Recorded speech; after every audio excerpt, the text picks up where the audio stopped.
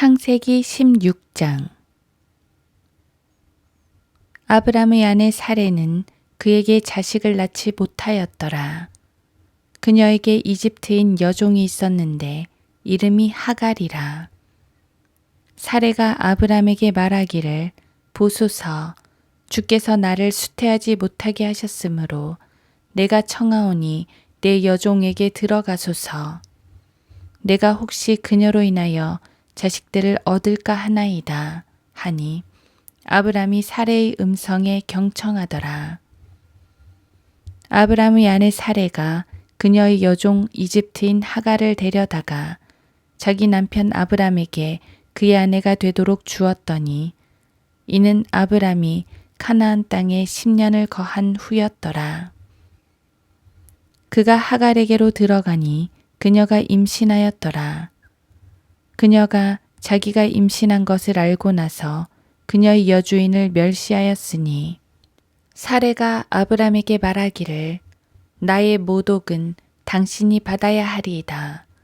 내가 내 여종을 당신의 품에 주었거늘 그녀가 자기가 임신한 줄 알고서는 나를 멸시하니 주께서 나와 당신 사이를 판단하시리이다 하니 아브람이 사레에게 말하기를 보라, 당신의 여종은 당신의 손안에 있으니 당신에게 좋을 대로 그녀에게 행하라 하기에 사레가 그녀에게 심하게 대했더니 그녀가 사레의 면전에서 도망하였더라. 주의 천사가 광야의 샘물 곁 곧 술로 가는 길에 있는 샘 곁에서 그녀를 만나 말하기를 사레의 여종 하갈아, 내가 어디서 왔으며 어디로 가느냐 하니 그녀가 말하기를 나는 내 여주인 사레의 면전에서 도망하나이다 하더라. 주의 천사가 그녀에게 말하기를 내 여주인에게 돌아가서 그녀의 손아래서 복종하라 하고 주의 천사가 그녀에게 말하기를 내가 내 씨를 심히 번성케 하리니 그 수가 많아 셀 수 없게 되리라 하더라. 또 주의 천사가 그녀에게 말하기를 보라, 내가 아이를 가졌으니 아들을 낳을 것이요 그의 이름을 이스마엘이라 하라. 이는 주께서 내 고통을 들으셨음이라. 그가 거친 사람이 되리니 그의 손이 모든 사람을 대적할 것이요 모든 사람의 손이 그를 대적할 것이라. 그가 그의 모든 형제들 면전에서 거할 것이라 하니라. 그녀가 자기에게 말씀하신 주의 이름을 부르기를 주 하나님이 나를 보고 계시나이다 하였으니 이는 그녀가 말하기를 나도 여기서 나를 보고 계신 그분을 뵈었는가 함이라. 그러므로 그 샘을 브엘라 헤로이라 불렀으니 보라, 그것은 카데스와 베렛 사이에 있더라.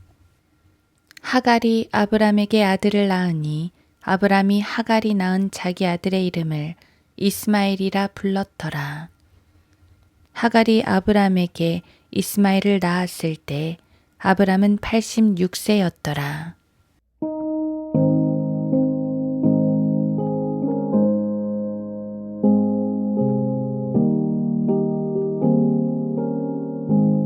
하루 한 장 창세기 16장.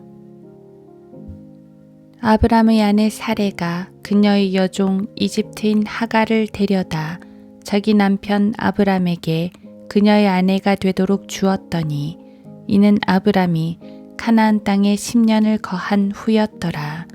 창세기 16장 3절. 누구라도 실수는 있지만 이번 실수는 좀 치명적입니다. 아브람이 하갈을 통해 아들을 낳은 결과 그 후손은 이스라엘의 대적 세력 중 하나가 되었습니다.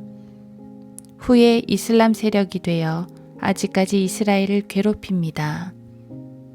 하갈이 임신할 때부터 그랬습니다.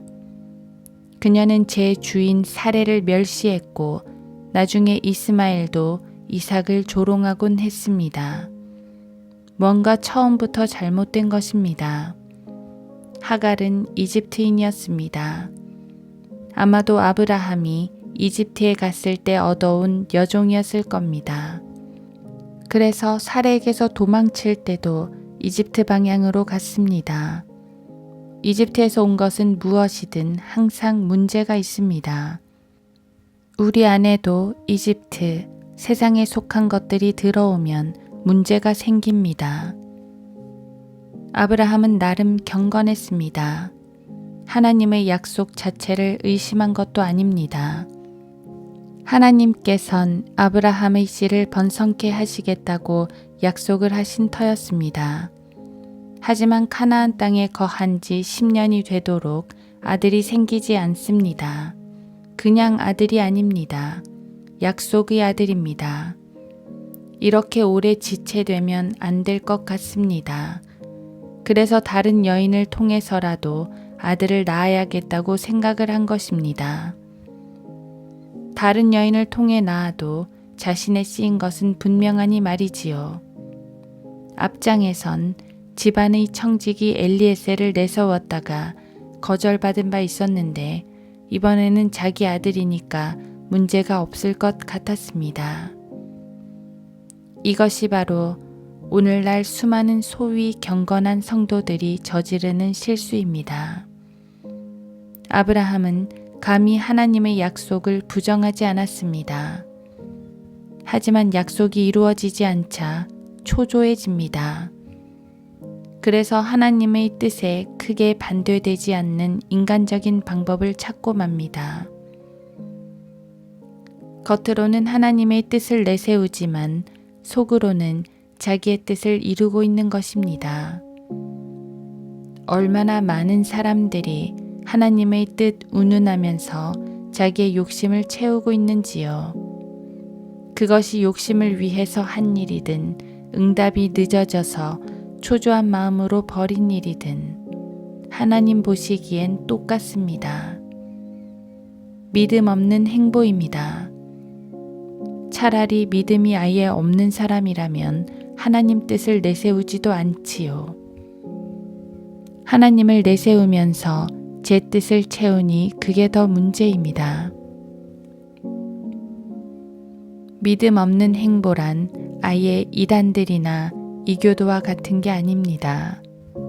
성도가 하나님의 뜻대로 행하지 않으면 믿음 없는 행보입니다. 하나님의 약속을 굳게 믿지 못해 조급하게 자기 생각으로 세상적 방법으로 행하면 그게 믿음 없는 행보입니다. 심지어 불의를 행하면서도 하나님의 일을 하려고 한다면 그분의 뜻은 결코 이루어지지 않으며 주님은 영광을 받지 않으십니다. 그것보다는 기다리는 것이 훨씬 낫습니다. 하나님께서 약속을 해주셨다면 그건 그분 안에 놀라운 계획과 방법이 있다는 것입니다. 주님께서 우리를 통해 뭔가를 하시려고 작정하셨다면 주님의 크신 능력과 선하신 뜻 가운데서 반드시 이루실 것입니다. 우리는 기다리면서 그분 안에 행하면 됩니다. 그게 믿음입니다. 그리고 주님이 무엇인가를 요구하실 때 그때 용감하게 움직이면 됩니다. 그게 또 믿음입니다.